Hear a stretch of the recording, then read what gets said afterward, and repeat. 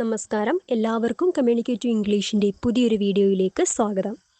കഴിഞ്ഞ കുറേ വീഡിയോകളായിട്ട് നമ്മൾ കമ്മ്യൂണിക്കേറ്റീവ് ഇംഗ്ലീഷിൻ്റെ വളരെ ബേസിക് ആയിട്ടുള്ള കാര്യങ്ങൾ പഠിച്ചു. ഇന്നത്തെ ഈ ക്ലാസ്സിൽ നമ്മൾ പഠിക്കാൻ പോകുന്ന പ്രിപ്പോസിഷൻസ് ആണ്. അതായത് ഒട്ടുമിക്ക ആളുകൾക്കും കൺഫ്യൂഷൻ തോന്നാവുന്ന ഒരു ഏരിയയാണ് പ്രിപ്പോസിഷൻസ്. ഓൺ, അറ്റ്, ഇൻ എന്നീ പ്രിപ്പോസിഷൻസ് എങ്ങനെ യൂസ് ചെയ്യണം, എവിടെ യൂസ് ചെയ്യണം എന്നുള്ളത് വളരെ എളുപ്പത്തിൽ തന്നെ നമുക്കതിനെക്കുറിച്ചൊരു കംപ്ലീറ്റ് അണ്ടർസ്റ്റാൻഡിങ് ഉണ്ടാക്കിയെടുക്കാം ഈ വീഡിയോയിലൂടെ. അപ്പോൾ നമുക്ക് ക്ലാസ്സിലേക്ക് കടക്കാം. On, ON. ഓൺ നമ്മൾ പലപ്പോഴും കേട്ടിട്ടുണ്ട്, പല വാക്കുകളിലും നമ്മൾ ഉപയോഗിക്കാറുണ്ട് അല്ലേ? ഓൺ ശരിക്കും എങ്ങനെയാണ് ഉപയോഗിക്കേണ്ടത്? മെയിനായിട്ടും നമ്മൾ സാധാരണയായി ഉപയോഗിക്കുന്ന കുറേ കാര്യങ്ങളുണ്ട്. സാധാരണയായി ചില സന്ദർഭങ്ങളിൽ നമ്മൾ കൂടുതൽ ഉപയോഗിക്കാറുണ്ട്. അതായത് ഒന്നിൻ്റെ മുകളിൽ ഉണ്ട്, അല്ലെങ്കിൽ ഇന്നൊരു വസ്തു ഇന്ന മുകളിലുണ്ട് എന്ന് നമ്മൾ പറയാൻ വേണ്ടിയിട്ട് നമുക്ക് ഓൺ ഉപയോഗിക്കാം. അല്ലെങ്കിൽ ഒരു ഡേയോ അല്ലെങ്കിൽ ഡേറ്റിനെയോ സൂചിപ്പിക്കാൻ വേണ്ടിയിട്ട് നമുക്ക് ഓൺ ഉപയോഗിക്കാം. അല്ലെങ്കിൽ ചില വാഹനങ്ങളെ പറയുമ്പോഴും, ചില വാഹനങ്ങളെക്കുറിച്ച് സന്ദർഭത്തിൽ നമ്മൾ പറയുമ്പോഴും ഓൺ ഉപയോഗിക്കാറുണ്ട്. ചില പ്രതലങ്ങളെക്കുറിച്ച് പറയുമ്പോഴും നമുക്ക് ഓൺ ഉപയോഗിക്കാം. ഇങ്ങനെയുള്ള കുറച്ച് സാധാരണയായിട്ടുള്ള കോമൺ ആയിട്ട് നമ്മൾ യൂസ് ചെയ്യുന്ന സിറ്റുവേഷനാണ്. ഇനി നമുക്ക് കുറച്ച് ഉദാഹരണങ്ങൾ നോക്കിയാലോ. The book is on the table. The book is on the table. അതായത് ബുക്ക്, പുസ്തകം എവിടെയാണ്? Is on the table. അതായത് മേശപ്പുറത്താണ്, അല്ലെങ്കിൽ മേശയുടെ മുകളിലാണ് ബുക്ക് ഇരിക്കുന്നത് എന്ന് പറയാൻ വേണ്ടിയിട്ടാണ് നമ്മൾ ഇവിടെ ഓൺ ഉപയോഗിച്ചത്. ടേബിളിൻ്റെ മുകളിൽ എന്തിരിക്കുന്നു? ബുക്ക് ഇരിക്കുന്നു. അപ്പം നമുക്കിത് എങ്ങനെ സെൻറ്റൻസ് ആയിട്ട് പറയാം? The book is on the table. ഏതിൻ്റെ മുകളിലാണോ ഇരിക്കുന്നത് അതാണ് ഇവിടെ ഓൺ ദ എന്ന് യൂസ് ചെയ്ത് പറഞ്ഞിരിക്കുന്നത്. ദ ബുക്ക് ഈസ്, ബുക്ക് എവിടെയാണ്? ഓൺ ദ ടേബിൾ, ടേബിളിൻ്റെ മുകളിൽ. ഇനി നിങ്ങൾക്കുള്ള ചോദ്യം, പെന്ന് ടേബിളിൻ്റെ മുകളിലാണെന്ന് നിങ്ങൾ എങ്ങനെ പറയും? അല്ലെങ്കിൽ പെന്ന് ഡെസ്കിൻ്റെ മുകളിലാണ് എന്ന് നിങ്ങൾ എങ്ങനെ പറയും? The pen is on the table, അല്ലെങ്കിൽ the pen is on the desk.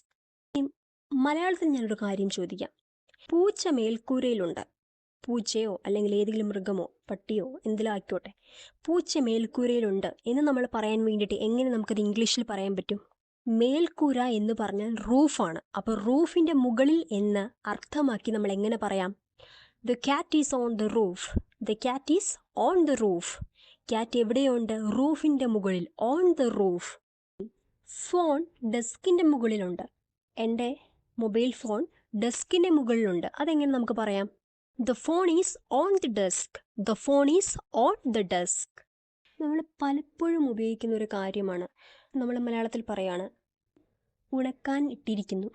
തുണി നമ്മൾ ഡ്രൈ ചെയ്യാൻ ഇട്ടിരിക്കുന്നൊക്കെ പറയുന്ന പോലെ തുണി ഉണക്കാൻ ഇട്ടിരിപ്പുണ്ട്. എവിടെ? റൂഫിൻ്റെ അവിടെ. അപ്പം നമുക്കത് ഇംഗ്ലീഷിൽ എങ്ങനെ പറയാൻ പറ്റും? ദ ക്ലോത്ത്സ്, നമ്മൾ വസ്ത്രങ്ങളെ ക്ലോത്ത് എന്നാണല്ലോ പറയുന്നത്. The clothes drying on the roof. അതായത് റൂഫിൻ്റെ മുകളിൽ ഉണക്കാൻ ഇട്ടിരിക്കുന്നു. അപ്പോൾ അത് ഡ്രൈ ആയിക്കൊണ്ടിരിക്കുകയാണത്, ഉണങ്ങിക്കൊണ്ടിരിക്കുകയാണ്. അപ്പം the clothes are drying on the roof. The clothes are drying on the roof. The clothes are drying on the roof. റൂഫിൻ്റെ മുകളിൽ. ഞാൻ പറഞ്ഞിരുന്നു, നമ്മൾ പല സന്ദർഭങ്ങളും പറഞ്ഞല്ലേ, ഓൺ എന്ന് ഉദ്ദേശിക്കുന്ന മുകളിൽ എന്ന് പറയാൻ വേണ്ടി നമ്മൾ യൂസ് ചെയ്തു. അതിൻ്റെ കുറേ എക്സാമ്പിൾ നമ്മൾ പഠിച്ചു. അതുപോലെ തന്നെ ഒരു ഡേയോ ഡേറ്റിനെയോ സൂചിപ്പിക്കാൻ വേണ്ടിയിട്ടും നമുക്ക് ഓൺ യൂസ് ചെയ്യാം. അതായത് I have a meeting on Monday. I have a meeting on Monday. I have a meeting എന്ന് വെച്ച് കഴിഞ്ഞാൽ എനിക്കൊരു മീറ്റിംഗ് ഉണ്ട്, ഒരു കൂടിക്കാഴ്ചയുണ്ട്. ഓൺ മൺഡേ ഇവിടെ എന്താണ്? ഒരു ഡേറ്റിൻ്റെ മുന്നിലായിട്ടാണ് ഓൺ വന്നിരിക്കുന്നത്. അപ്പോൾ ഒരു ഡേറ്റിനെ സൂചിപ്പിക്കാൻ വേണ്ടിയിട്ടാണ് ഇവിടെ ഓൺ നമ്മൾ യൂസ് ചെയ്തിരിക്കുന്നത്. I have a meeting on Monday. ഇനി അത് ഫ്രൈഡേ ആയിരുന്നെങ്കിൽ നമ്മളെങ്ങനെ പറഞ്ഞേനെ? I have a meeting on Friday. I have a meeting on Friday. അതുപോലെ നമുക്ക് വേറെ കുറച്ച് എക്സാമ്പിളും കൂടെ നോക്കാം. I have meeting on 10th September. അതായത് നമ്മൾ ഡേ പറഞ്ഞു, മൺഡേ, ട്യൂസ്ഡേ, അങ്ങനെയുള്ള ഡേ വെച്ച് നമുക്ക് ഓൺ യൂസ് ചെയ്ത് പറയാം. അതുപോലെ തന്നെ നമുക്ക് ഡേറ്റിനെയും പറയാം. 10th അല്ലെങ്കിൽ 12th, 15th അങ്ങനെയുള്ള ഡേറ്റിനെ വെച്ചിട്ട് നമുക്ക് ഈ ഓണിനെ യൂസ് ചെയ്ത് പറയാം. I have meeting on 10th October. I have meeting on 1st June. അങ്ങനെ ഒരു ഡേറ്റിന് മുന്നിലും നമുക്ക് ഓൺ യൂസ് ചെയ്യാം. അതുപോലെ തന്നെ they arrived on Tuesday. They arrived on Tuesday. അവർ ട്യൂസ്ഡേയിൽ എത്തി. അറൈവ്ഡ് മീൻസ് എത്തിച്ചേരുക എന്നൊക്കെയാണ് എത്തി. അപ്പം ഇവിടെ ഒരു ദിവസത്തിനെയാണ് നമ്മൾ പറഞ്ഞല്ലേ. അപ്പം ദേ അറൈവ്ഡ് ഓൺ ട്യൂസ്ഡേ. അങ്ങനെയാണെങ്കിൽ എൻ്റെ ബർത്ത്ഡേ ഓഗസ്റ്റിലാണെന്ന് എങ്ങനെ പറയും? ഓഗസ്റ്റ് 15 അല്ലെങ്കിൽ 14 എൻ്റെ ബർത്ത്ഡേ എന്നിങ്ങനെ പറയും. My birthday is on 15th August. Next പ്രപ്പോസിഷനാണ് അറ്റ്.